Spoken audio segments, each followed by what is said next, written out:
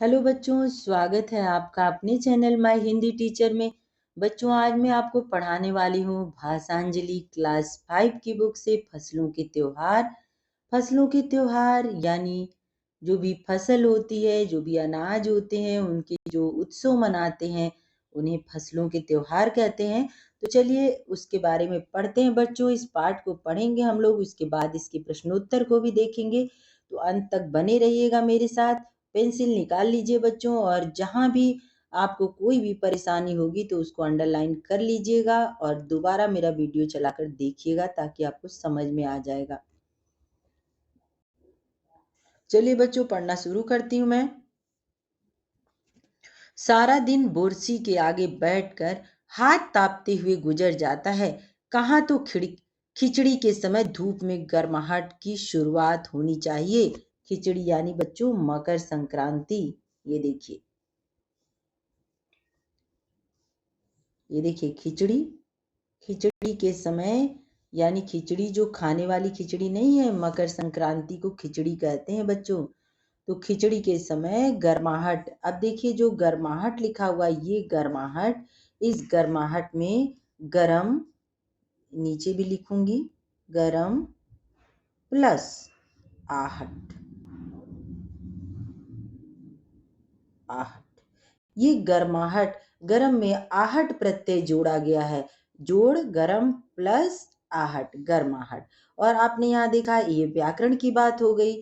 और एक खिचड़ी की बात भी आपने देखी कि खिचड़ी के समय धूप में गर्माहट की शुरुआत होनी चाहिए, यानी मकर संक्रांति के समय। और यहाँ हम सूरज के इंतजार में आस लगाए बैठे हुए हैं। ज्यादातर बच्चों जाड़े के दिनों में सूरज निकलता नहीं है, लोग सूरज का इंतजार करते रहते हैं। और खिचड़ी के आसपास यानी मकर संक्रांति के आसपास ऐसा बहुत होता है, लोग आग जला कर के तापते हैं। तो लिखा है कि सारा दिन बोरसी के आगे बैठकर हाथ तापते हुए गुजर जाता है, यानी अंगीठी में या बोरसी में आग जला के लोग तापते हैं, हाथ सेकते हैं। उसी के बारे में यहाँ लिखा हुआ है। और यहाँ हम सूरज के इंतजार में आस लगाए बैठे हुए हैं। पूरे 10 दिन हो गए, सूरज लापता है। लापता का अर्थ है गायब। आज सुबह तो रजाई से निकलने की हिम्मत नहीं हो रही थी। बाहर देखने से तो समय का अंदाज बिल्कुल नहीं हो रहा, लेकिन घर में हो रही चहल पहल अब पता चल रही है। रह रहकर कानों में कभी चापाकल के चलने और पानी के गिरने की आवाज, तो कभी किसी के हाँक लगाने की आवाज आ रही थी। जब भाग के देख, कोरा के पत्ता आइल की ना, बोल जल्दी तैयार हो खस। ये सारी बातें कान में सुनाई दे रही थी। आज ही लोग के उठे के नईखे का, अब तो उठने में ही भलाई है। नहा धोकर हम सभी एक कमरे में इकट्ठा हुए। दादा और चाचा ने क्या सफेद चकाचक मार लगी धोती और कुर्ता पहना हुआ है। खिचड़ी में ऐसन ठाड़ हम पहले कब्बो ना दिखनी। सारा देह सारा देह कनकना देता। पापा ने कहा कि शायद आज धोती में उन्हें ठंड कुछ ज्यादा लग रही है। सामने मचिया पर खादी की सफेद साड़ी पहने हुए दादी बैठी थी। आज दादी ने अपने बाल धोए हैं, झक सफेद सेमल की रुई जैसे हल्के फुल्के बाल। गौर से देखने पर भी एक काला बाल नजर नहीं आता। बिल्कुल धुली धुली सी लग रही हैं दादी।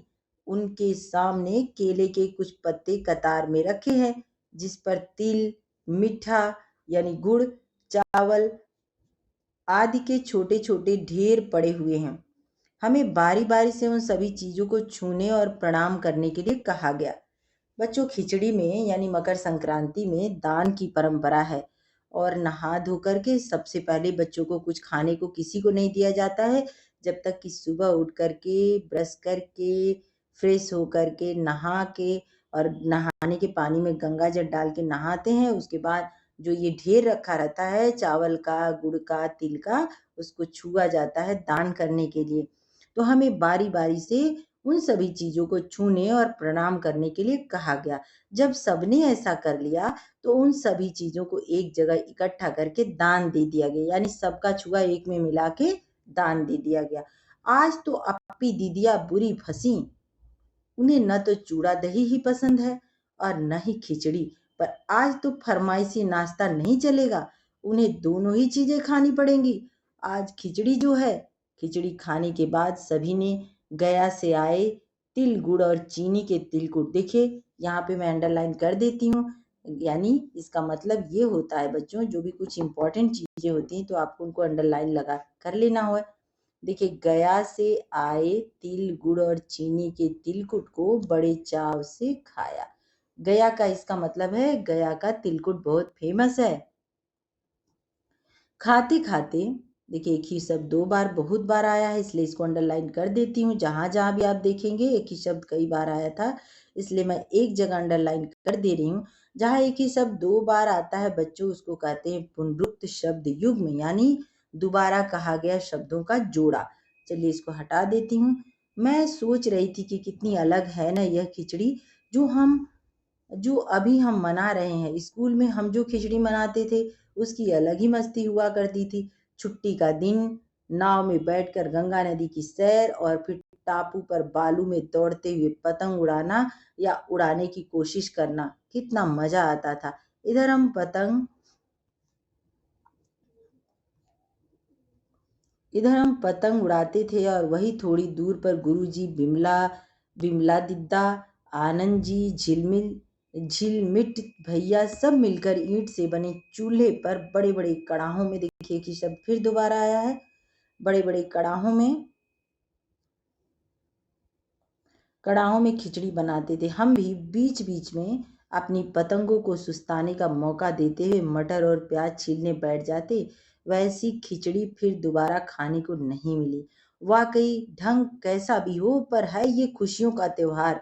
जनवरी माह के मध्य में भारत के लगभग सभी प्रांतों में फसलों से जुड़ा कोई न कोई त्योहार मनाया जाता है। कोई फसलों के त्योहार हो जाने पर खुशी बांटता है, तो कुछ लोग इस उम्मीद में खुश होते हैं कि अब पाला कम होगा, सूरज की गर्मी बढ़ने से खेतों में खड़ी फसल तेजी से बढ़ेगी। सभी प्रांतों और इलाकों का अपना रंग और अपना ढंग नजर आता है। इस दिन सब लोग अच्छी पैदावार की उम्मीद और फसलों के घर में आने की खुशी का इंतजार करते हैं। अब देखिए यहाँ पे लिखा हुआ है, उत्तर प्रदेश, बिहार, मध्य प्रदेश में मकर संक्रांति या तिल संक्रांति, असम में बिहू, केरल में ओणम, बच्चों इसको अंडरलाइन कर लीजिएगा, केरल में ओणम, तमिलनाडु में पोंगल, पंजाब में लोहड़ी, झारखंड में सरहुल, गुजरात में पतंग का पर्व, सभी खेती और फसलों से जुड़े त्योहार है। अब देखिए जितनी चीज मैंने अंडरलाइन किया, अब आपसे पूछा जाएगा कि तमिलनाडु में कौन सा त्योहार, पंजाब में कौन सा त्योहार, झारखंड में कौन सा त्योहार और गुजरात में, तो आपको जो भी त्योहार इसमें लिखे हुए हैं आप उनको लिख सकते हैं। इन्हें जनवरी से मध्य अप्रैल तक अलग अलग समय में मनाया जाता है। कब कब मनाया जाता है बच्चों? जनवरी से मध्य अप्रैल तक, यानी अप्रैल के बीच बीच में मनाया जाता है, और एक ही शब्द दो बार आया है। झारखंड में बड़े जोशो खरोश के साथ मनाया जाता है। झारखंड में सरहुल बड़े जोशो खरोश के साथ मनाया जाता है। 4 दिनों तक इसका जश्न चलता रहता है। अलग अलग अब देखिए फिर अलग अलग जनजातियां इसे अलग अलग समय में मनाती हैं। संथाल लोग फरवरी मार्च में, तो उरांव लोग इसे मार्च अप्रैल में, सबकी जाति का अलग अलग है बच्चों, लिख लीजिएगा, अप्रैल में मनाते हैं। आदिवासी आमतौर पर प्रकृति की पूजा करते हैं। आदिवासी किसकी पूजा करते हैं? प्रकृति की। सरहुल के दिन विशेष रूप से साल पेड़ की पूजा की जाती है, देखिए, और यही समय है जब साल के पेड़ों में फूल आने लगते हैं और मौसम बहुत ही खुशनुमा हो जाता है। स्त्री पुरुष दोनों ही ढोल मजीरे लेकर रात भर नाचते गाते हैं। चारों ओर फैली हुई छोटी छोटी घाटियां, लंबे लंबे साल के वृक्ष का जंगल और वहीं आसपास बसे छोटे छोटे गांव। बच्चों अगर आप पुनरुक्त शब्द युग्म खोजेंगे तो आपको बहुत सारे शब्द मिलने वाले हैं यहाँ पे। देखिए यहाँ पे कितने सारे शब्द हैं, एक मिनट, ये देखिए और भी हैं, देखिए कहाँ पे गए, अभी और भी आएंगे।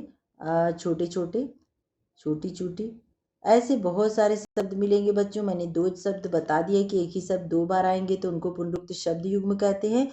आपका होमवर्क यही रहेगा, शब्दों के इस जोड़े को जो एक ही शब्द दो बार आए उनको लिखिएगा। छोटे छोटे गांव लिपे पुते करीने से बुहारे बुहारे यानी साफ किए और सजाए गए अपने घरों के सामने लोग एक पंक्ति में, देखिए यहाँ पे सरहुल मनाया जा रहा है, लोग एक पंक्ति में कमर में बाहें डालकर नृत्य करते हैं। अगले दिन वे नृत्य करते हुए घर घर जाते हैं और फूलों के पौधे लगाते हैं। घर घर से चंदा मांगने की भी प्रथा है, पर चंदे में मालूम है क्या मांगते हैं? मुर्गा, चावल और मिश्री। फिर चलता है खाने पीने और खेलों का दौर। तीसरे दिन जाकर पूजा होती है, जिसके बाद लोग अपने कानों में सरई का फूल पहनते हैं। इसी दिन से बसंत ऋतु की शुरुआत मानी जाती है। धान की भी पूजा होती है। पूजा किया हुआ आशीर्वादी धान अगली फसल में बोया जाता है। तमिलनाडु में मकर संक्रांति या फसलों से जुड़ा त्योहार पोंगल के रूप में मनाया जाता है। इस दिन खरीफ की फसलें चावल, अरहर, मसूर आदि कटकर घरों में पहुंचती है। लोग नए धान कूटकर चावल निकालते हैं। हर घर में मिट्टी का नया मटका लाया जाता है, जिसमें नए चावल, दूध और गुड़ डालकर उसे पकाने की के लिए धूप में रख देते हैं। हल्दी शुभ मानी जाती है, इसलिए साबुत हल्दी को मटके के मुंह के चारों ओर बांध देते हैं। यह मटका दिन में 10:30-12 बजे तक धूप में रखा जाता है। जैसे ही दूध में उफान आता है यानी उबलने लगता है और दूध चावल मटके से बाहर गिरने लगते हैं तो पुंगल पुंगला पुंगल खिचड़ी में उफान आ गया के स्वर सुनाई देते हैं। दूसरी ओर गुजरात में पतंगों के बिना तो मकर संक्रांति का जश्न अधूरा ही माना जाएगा। इस दिन आसमान की ओर यदि नजर उठाएं तो शायद हर आकार के और रंग रूप की पतंगे आकाश में लहराती हुई मिलें। प्रत्येक गुजराती, चाहे वह किसी भी धर्म, जाति या आयु का हो, पतंग उड़ाता है। हजारों लाखों पतंगों से सूर्य भी ढक सा जाता है। कुमायूं में मकर संक्रांति को घुघुतिया भी कहते हैं। इस दिन आटे और गुड़ को गूंद कर गूथ कर पकवान बनाए जाते हैं। इन पकवानों को तरह तरह के आकार दिए जाते हैं, जैसे डमरू, तलवार, दाड़िम का फूल आदि। पकवान को तलने के बाद एक माला में पिरोया जाता है। माला के बीच में संतरा और गन्ने की गंडेरी पिरोई जाती है। यह काम बच्चे बहुत रुचि और उत्साह के साथ करते हैं। सुबह बच्चों को माला दी जाती है। बहुत ठंड के कारण पक्षी पहाड़ों से चले जाते हैं। उन्हें बुलाने के लिए बच्चे इस माला से पकवान तोड़ तोड़ कर पक्षियों को खिलाते हैं और गाते हैं। क्या गाते हैं बच्चों? कौआ आओ, घुघुतू आओ, ले कौआ बड़ो, मकई दे जा सोने का घड़ो, खा ले पूरी, मकई दे जा सोने की छुरी। इसके साथ ही जिस चीज की कामना हो मांगते हैं। है न कितने अलग अलग अंदाज मकर संक्रांति को मनाने की। कहीं दूध, चावल और गुड़ की खीर बनती है तो कोई 5 प्रकार के नए अनाज की खिचड़ी बनाता है। कहीं कहीं लोगों का सैलाब नदी में स्नान के लिए उमड़ पड़ता है। लोग ठंड से ठिठुरते रहेंगे पर बर्फीले पानी में कम से कम एक डुबकी तो जरूर लगाएंगे। हाल यह होता है कि इन जगहों पर तिल रखने की भी जगह नहीं होती। तिल से याद आया, मकर संक्रांति के दिन पानी में तिल डालकर स्नान करना,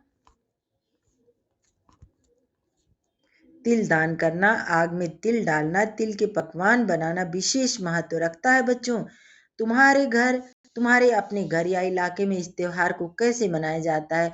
इसे खिचड़ी पोंगल, मकर संक्रांति या कुछ और कहा जाता है? या आप फसलों से जुड़े कोई और त्योहार मनाते हैं? यदि आप भारत आपस में बात करें तो आपको यह जानकारी जानकर हैरानी होगी कि कई बार एक ही इलाके में रहने वाले लोग भी इस त्योहार को अलग अलग ढंग से मनाते हैं।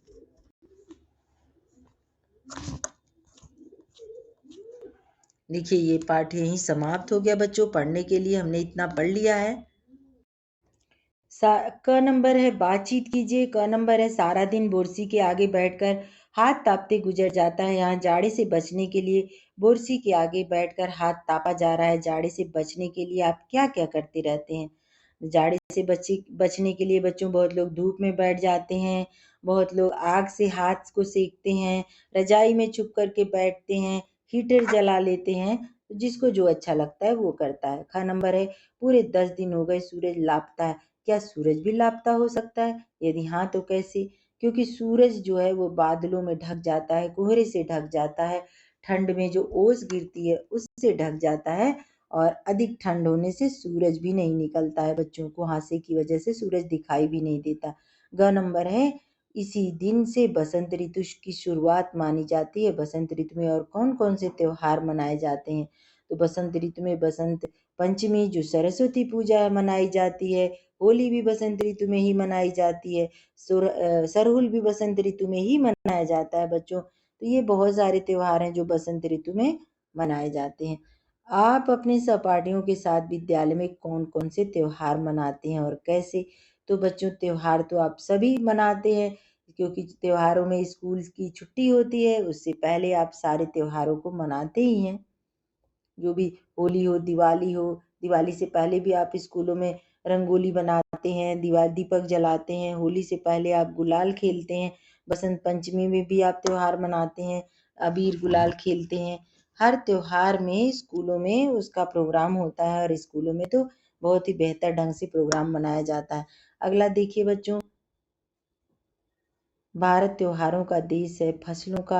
फसलों का त्योहार मकर संक्रांति के विविध रंग रूपों को प्रस्तुत करता है।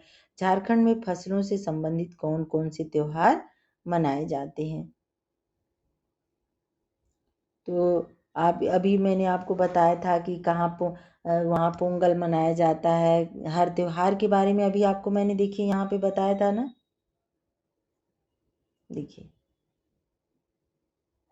हर गांव में जिस जगह पे जो त्योहार मनाया जाता है,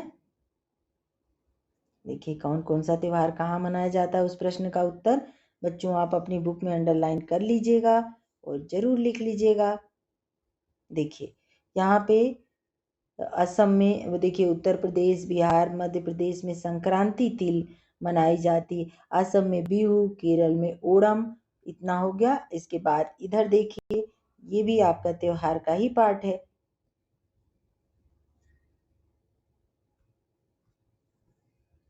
देखिए यहाँ से तमिलनाडु में पोंगल, पंजाब में लोहड़ी, झारखंड में सरहुल, गुजरात में पतंग का पर्व, सभी खेती और फसलों से जुड़े हुए हैं। इन्हें जनवरी से अप्रैल के मध्य में मनाया जाता है। तो ऐसे इस प्रश्न का उत्तर यहीं से मिल जाएगा बच्चों। अगर आप पढ़ते समय ध्यान देंगे तो आपको किसी प्रकार की कोई परेशानी नहीं होगी। अगला है, प्रकृति हमारी माँ है। हम प्रकृति की पूजा करते हैं। झारखंड में प्रकृति से संबंधित कौन कौन से त्योहार मनाए जाते हैं, कैसे? तो देखिए, झारखंड में प्रकृति से संबंधित है, सरहुल है, सोहराय है, कर्मा है, बहुत सारे जो भी त्योहार हैं, ये सारे त्योहार झारखंड के जो भी त्योहार हैं बच्चों, ये सारे त्योहार प्रकृति के ही हैं। हमने अगला देखिए, मनाए जाते हैं कैसे? तो सरहुल कैसे मनाया जाता है? पूजा की जाती है सरना देवी की, और साल के वृक्ष के नीचे पूजा होती है। तो ये सारी चीज़ें आपकी बुक में दी हुई है, आप इसको अंडरलाइन कर लीजिएगा, मैंने आपको बता भी दिया है। ग नंबर है बच्चों, फसलों के त्योहार पर पूरे भारत में अलग अलग तरह के पकवान खाए जाते हैं। झारखंड में इस त्योहार पर विशेष रूप से खाए जाने वाले पकवानों की सूची तैयार कीजिए। तो झारखंड में ज़्यादातर वो पुआ बनाया जाता है, गुड़, दूध और चावल से पुआ बनता है यहाँ पे। तो वो बहुत ही फेमस यहाँ का डिश है। घ नंबर है, हमने फसलों के त्योहार में झारखंड के संथाल उरांव जनजाति के बारे में जानकारी प्राप्त की। झारखंड के अन्य जनजातियों के बारे में जानकारी इकट्ठा कीजिए, लिखिए। और अगला प्रश्न है बच्चों, आपके घर में चावल का इस्तेमाल किस किस रूप में किया जाता है, किन्हीं 5 के बारे में बताइए। तो चावल का इस्तेमाल एक तो चावल बनाने में किया जाता है, खिचड़ी बनाने में किया जाता है, पुआ मिठाई बनाने में भी किया जाता है, और चावल का इस्तेमाल इडली के बनाने के लिए किया जाता है। चावल का इस्तेमाल धुसका बनाने के लिए भी किया जाता है। झारखंड का तो धुसका बहुत ही फेमस है, और चावल का इस्तेमाल खीर बनाने के लिए भी किया जाता है बच्चों। अगला है, अब देखिए आपको कुछ सिखाया जाएगा आपकी कलम से। आपने छिलका रोटी तो खाई ही होगी, क्या कभी बनाई भी है? छिलका रोटी बनाने के लिए जरूरी सामान, उसकी मात्रा का तरीका लिखिए। चलिए बच्चों, आप 5 क्लास में चले गए हैं, आपको छिलका रोटी बनाने के लिए यहाँ सिखाया जा रहा है सामान, और धुसका बनाने के लिए भी सिखाया जा रहा है बच्चों। छिलका रोटी, उसकी मात्रा आपको कहा गया है लिखने के लिए। और देखिए यहाँ पर कुछ करने को तो छिलका रोटी अपनी मम्मी से पूछ करके जरूर लिख लीजिएगा कैसे बनाया जाता है। कुछ करने को क नंबर देखिए बच्चों। क है फसलों के त्योहार पर चावल का बहुत महत्व है। चावल की खेती कब और कैसे होती है, जानकारी प्राप्त कर कक्षा में प्रस्तुत कीजिए। अब चावल के लिए पहले धान का बीज लगाया जाता है, फिर छोटे छोटे पौधे निकलते हैं, फिर उनको उखाड़ लिया जाता है। फिर जैसे खेतों में पानी भर के उसको जगह जगह रुपाई की जाती है धान की, तो उसको बच्चों आप लिख लीजिएगा। और आप अपनी जानकारी को जब आपको सब पता चल जाए तो आप अपने क्लास में जरूर बोलिएगा। ख नंबर है झारखंडी धुसका 6 व्यक्तियों के लिए। अब आप बच्चों एक बढ़िया डिश बना सकते हैं। यहाँ पर धुसका की सामग्री भी दी जा रही है, क्या क्या सामान लगता है धुसका बनाने में। अब मजा आएगा आपको अच्छा अच्छा डिश बना के खाने में। अभी तक तो आपको इतना बढ़िया से डिश का सब सामग्री लिखी नहीं मिल रही थी। चलिए इसको पढ़ते हैं। अरवा चावल लेना है 3 कप, उड़द दाल लेना है 1.5 कप, अदरक लेना है 10 ग्राम, जीरा 1 छोटा चम्मच, हरी धनिया 25 ग्राम बारीक कटी हुई, हरी मिर्च 3 से 4 और सरसों का तेल 500 ग्राम, आधा लीटर बच्चों। नमक है स्वादानुसार। अब विधि बता देती हूँ। चावल और दाल को 4-5 घंटे के लिए पानी में भिगो दीजिए। फिर सिलबट्टे पर अथवा मिक्सी में जीरा, हरी मिर्च, धनिया, अदरक डालकर उसी भीगे चावल और दाल के साथ पीस लीजिए। कढ़ाई में सरसों तेल गरम कीजिए और फिर इस मिश्रण को एक कलछुल से पूरी पूरी की तरह एक एक कर गरम तेल में डालते जाइए। जब फूल कर पक जाए तब तेल से बाहर निकाल लीजिए और इसे गर्मा गर्म सब्जी के साथ इसे परोसिए। बच्चों ऐसा सुनकर तो मेरे मुंह में भी पानी आ रहा है। ऐसा लग रहा है धुसका कितना टेस्टी लग रहा होगा खाने में। वैसे मैंने भी धुसका खाया है बच्चों, मुझे बहुत अच्छा लगता है। आपकी भाषा। अब भाषा देखते हैं बच्चों, ये बढ़िया बात है। खिचड़ी में ऐसन ठाड़ हम पहले कब्बो ना देखनी, सौ से देह कनकना देता। ये वाक्य को अपनी भाषा में लिखना है बच्चों। अब देखिए फिर से पढ़ती हूँ इसको। खिचड़ी में ऐसन जाड़ा हम पहले कब्बो ना देखनी। यहाँ खिचड़ी से क्या मतलब निकाल रही हो, यानी खिचड़ी से तो यही मतलब है बच्चों की मकर संक्रांति। इस वाक्य को अपनी भाषा में लिखना है। चलिए इसको देखते हैं। तो बच्चों इसको लिखने के लिए आपको ऐसे लिखना होगा कि खिचड़ी में मैंने आज तक यानी मकर संक्रांति के समय महीने में मकर संक्रांति के अवसर पर आज तक मैंने इतनी अधिक ठंडी कभी नहीं देखी थी। कितनी बढ़िया भाषा में भोजपुरी में लिखा हुआ है बच्चों। फिर से पढ़ती हूँ एक बार, मुझे भी अच्छा लग रहा है पढ़ने में। तो पढ़ती हूँ एक बार। खिचड़ी में ऐसन ठाड़ हम पहले कब्बो ना देखनी, सौंसे देह कनकना देता। सौंसे यानी पूरे शरीर को, कनकना यानी ठंड से एकदम ठिठुरा दे रहा है। तो चलिए बच्चों इसको अपनी भाषा में लिख लीजिएगा, मतलब मैंने समझा दिया है। भाषा विस्तार देखते हैं। पाठ के इस वाक्य पर ध्यान दीजिए। चारों ओर फैली हुई छोटी छोटी घाटियां, लंबे लंबे साल के वृक्षों का जंगल और वहीं आसपास बसे छोटे छोटे गांव। अब देखिए रेखांकित शब्द। रेखांकित शब्द का मतलब होता है जो इसके नीचे रेखा खींची हुई है, लाइन खींची हुई है। रेखांकित शब्द युग्म है जिसमें एक ही शब्द संयोजक चिन्ह से जुड़े हुए 2 बार लिखा गया है। ऐसे शब्दों को पुनरुक्त शब्द कहते हैं। अभी मैंने आपको बच्चों पहले ही बता दिया था, लेकिन अच्छा हुआ इसमें भी आ गया। आस पास ये देखिए पुनरुक्त शब्द युग्म तो कौन कौन से उनको भी बता देती हूँ। ये देखिए पुनरुक्त शब्द युग्म, पुनरुक्त शब्द युग्म, ये तीनों पुनरुक्त शब्द युग्म है बच्चों। लेकिन ये नीचे वाला जो दिया है आसपास, एक ऐसा शब्द है जिसमें 2 शब्द संयोग चिन्ह से जोड़कर लिखे गए हैं। ऐसे शब्दों को सहचर शब्द कहते हैं। पाठ से ऐसे शब्दों को चुनकर लिखिए और उनका वाक्यों में प्रयोग कीजिए। तो बच्चों आपकी पाठ में बहुत सारे ऐसे सहचर शब्द हैं, जैसे गुरु शिष्य देख लीजिए, बहुत सारी गर्मी सर्दी देख लीजिए, बहुत सारी ऐसी चीजें हैं। आप उसमें से खोज के लिख लीजिएगा। आस पास है वैसे ही बच्चों बहुत सारी हैं। अगला देखिए, निम्नलिखित पठित गद्यांश में उचित स्थान पर विराम चिन्ह लगाइए। तो अल्प विराम, पूर्ण विराम अथवा प्रश्नवाचक का प्रयोग कीजिए। अब यहाँ लिखा है तुम्हारे अपने घर में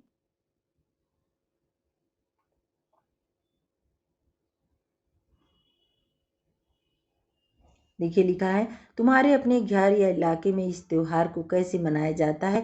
इसे खिचड़ी, पोंगल, मकर संक्रांति या कुछ और कहा जाता है, या आप फसलों से जुड़े कोई और त्योहार मनाते हैं? बच्चों, त्योहार तो हर जगह मनाए जाते हैं, फसलें हर जगह होती हैं, और फसलों की नई फसल जब आती है तो उसके सीजन में त्योहार तो मनते ही मनते हैं।